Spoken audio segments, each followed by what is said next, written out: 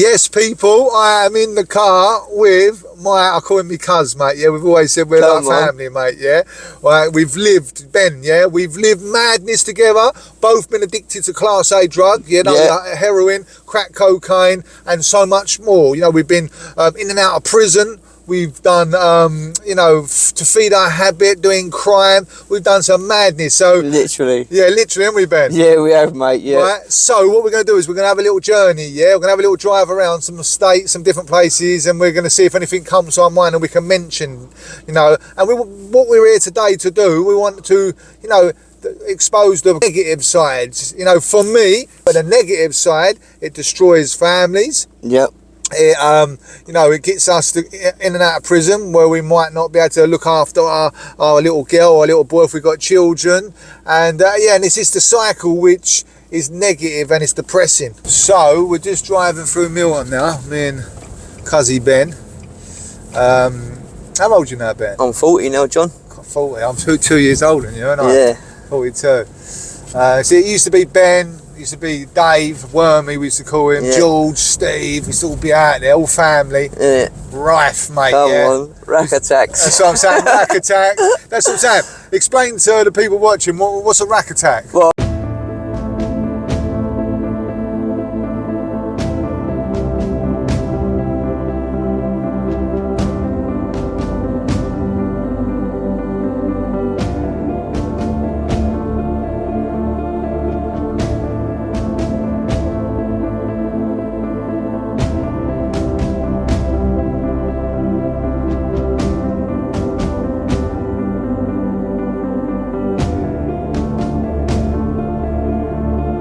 a rack attack is when you go in a shop and you don't leave not one thing left on the rack. You just take the whole lot. So basically you get an order from someone. Yep. Yeah, and then they give you an order. They want all these, so you go in there, line up all the sizes, all what the people want. And you just take the whole lot. And you just take every bit of clothing, what's on the rack. Yep.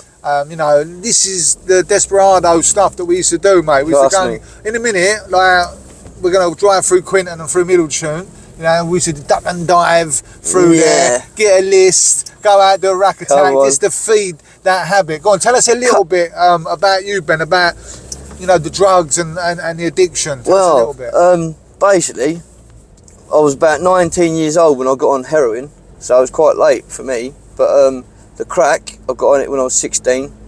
And then from there, I just never looked back, mate. I just started doing snowballs, fucking shoplifting. What's snowballs? Snowballs is heroin and crack in a needle, and then you put it in your vein, and yeah, you get buzzing off it. But was it like? It's because I used to do it as well. So basically, it's an upper, and then like half hour later, you're on a downer.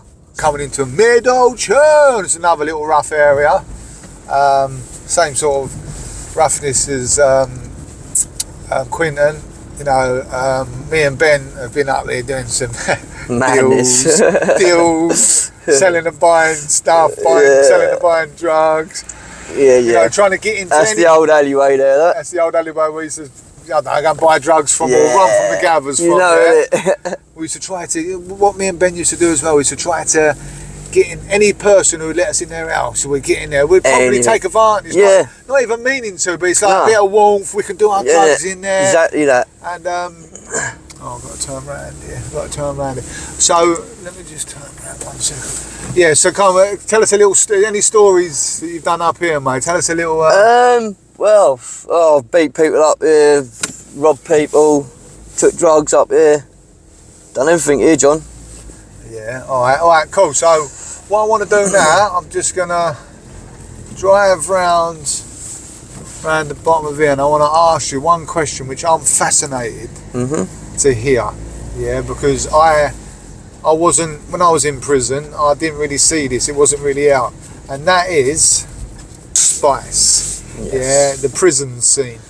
Everyone's going on about it at the minute. It has changed a lot. Everyone's going on about it. Even the officers are saying, I wish there was heroin back in it. Alright, come on, we'll just go and tell us a little bit about spice and in the jail. Right, in jail, it's either one thing, mate. You either stick up for yourself or you get bullied. It's simple as that, yeah? The spice, it has took over the whole prison population. Literally, they're walking around like they're fucking The Exorcist and that, mate. Like, What is Woo! it? Get back, boy! What you got?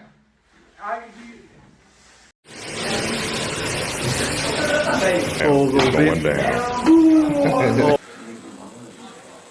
Spice and a jar ass.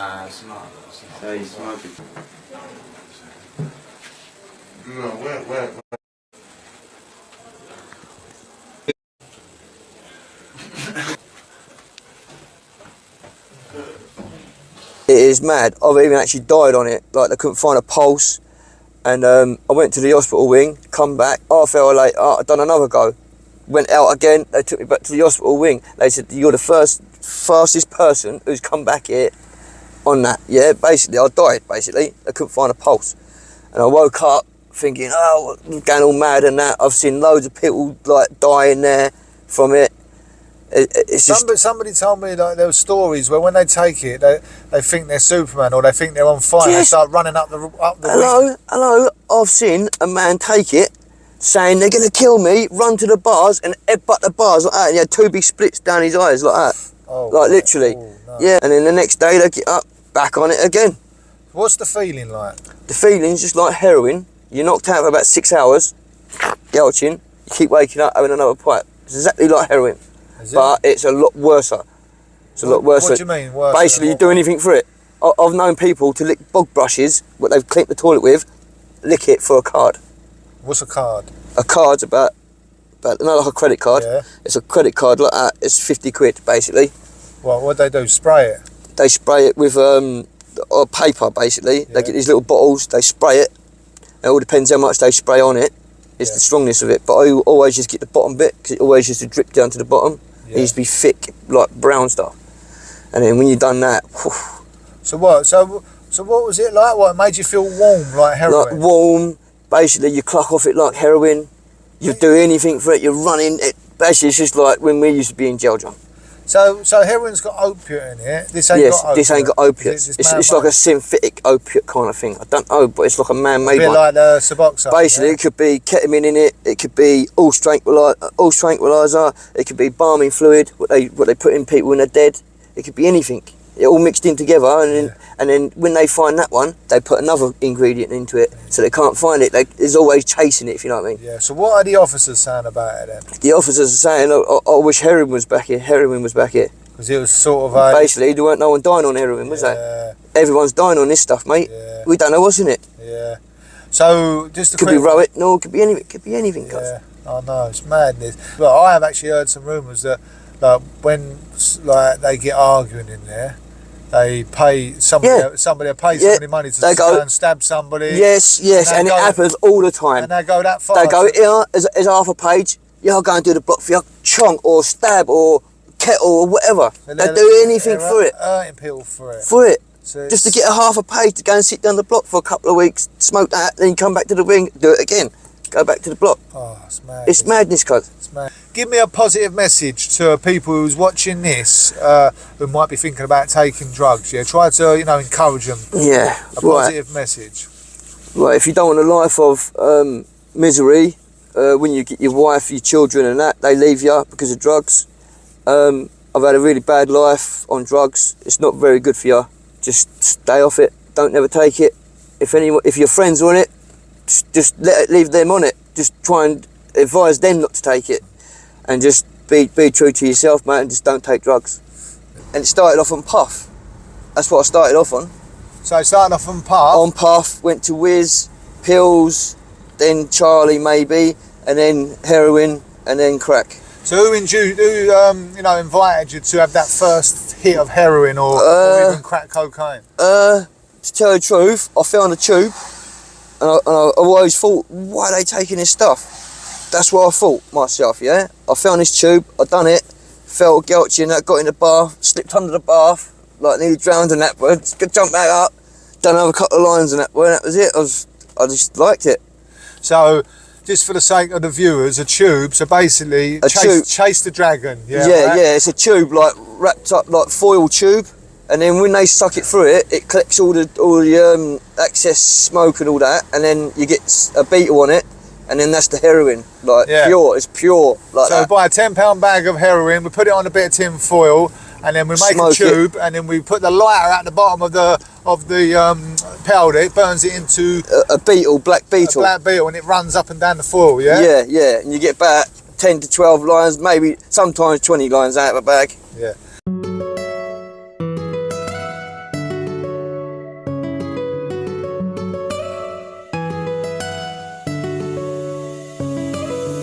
So we're in Quinton. This is his stomping ground, mate. This This is is where I was born here, this mate. is where he was born here. This is where like all his family. Look, we've even got travellers over there. Look. Tra-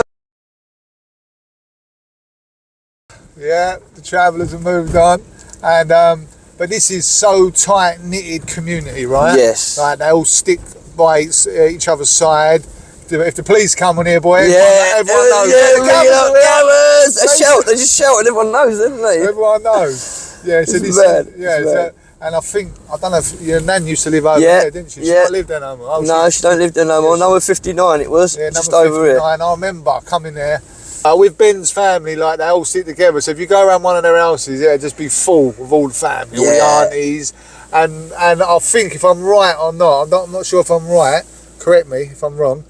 All the women in the family never was addicted to drugs, was it? No, It was no. only the men, wasn't it? Only the men. It was only the men who got addicted to drugs, but the women were solid in their Yeah, family. yeah. And the women was the pillars, like, Yes. like kept the roof up and like Yeah, telling them off and saying, "What are you doing?" And you Yeah. know, trying to embrace them and help them. Tell us a couple of mad stories. Just if whatever story you can think of, like a mad story, yeah, which is going to frighten people. Living a life on heroin, crack, and the things that it causes you to do. right. Well, it causes you to do anything, literally. If you're ill, you would do anything for it. You would rob off your mum. If she left a 10 on the side, you'd take it, yeah? I've had hits before. I've had dirty hits, and I thought of having a heart attack in a bed. Like, I literally thought I was dying, like, literally shaking.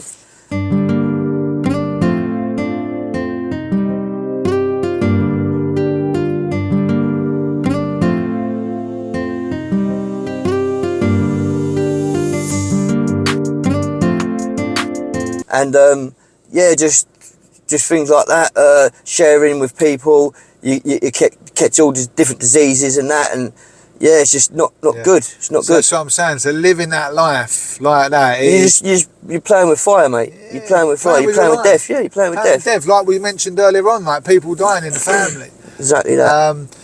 And my auntie Shelley as well, like she's in a wheelchair now. Yep. She's got a medical condition, and was fueled by that poison as well. Yep. So it affects you in a negative way, and it's not good. So give us one benefit of taking drugs, if you can find one. I'm just trying to ask any questions. One benefit and one negative. One benefit, well, the benefit of taking drugs, like you're self-medicating, ain't you? Like if there's a death in the family or something like that, you're just trying to numb your body, if you know what I mean. Yeah. You don't want to forget about them.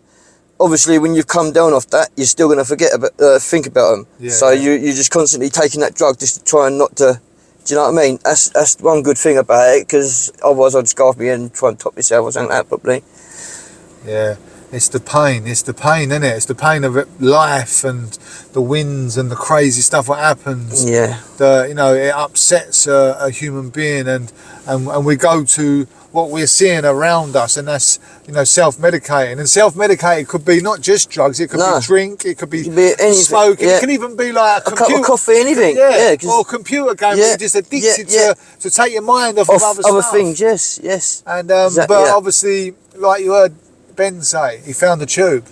Yeah, he found a tube. Yeah, and and then obviously he had his family doing it around him, so he was aware of it. And he found that tube, and he said, "Right, let's see What it actually does, what it yeah. actually does." And he smoked it, and I can remember, and I can relate with Ben what that was like. I can remember when I first had my bit of heroin on the tin foil, mate. It made me feel invincible. Yes, I was sick, but it made All me itchy, feel you think, like you're on top of the world kind of you thing. feel like you're invincible. Yeah, you can't get seen in the shop, no, you know, it's bad. How long does that last? It don't last that long, no. Because after that, you're chasing just to feel good, Yeah, right? yeah, just And to then feel better. And then the Yeah. drug's not good after That's that. it, yeah. After about It's- 6 months to a year. Basically, when you first take it, you think, yeah, cush, I like this. But then when you start getting the aches and pains and all the, yeah, basically it's just horrible, mate.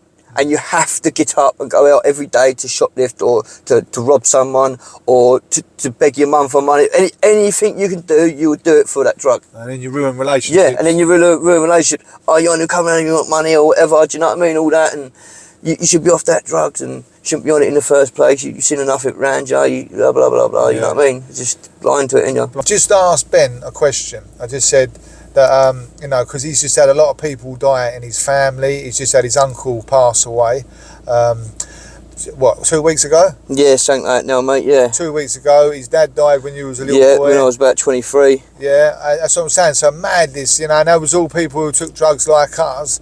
So, and I've experienced, yeah, I've seen people have heart attacks. I've seen people hang themselves. Well, I've not seen it, but I've heard about it lately. There's a lot of people dying. So, what would you say, like these people in your family, Ben, who have passed away? Would you say that it's down to drugs? Yeah, just abusing themselves, drugs, smoking, everything, mate. Like the crack, the gear.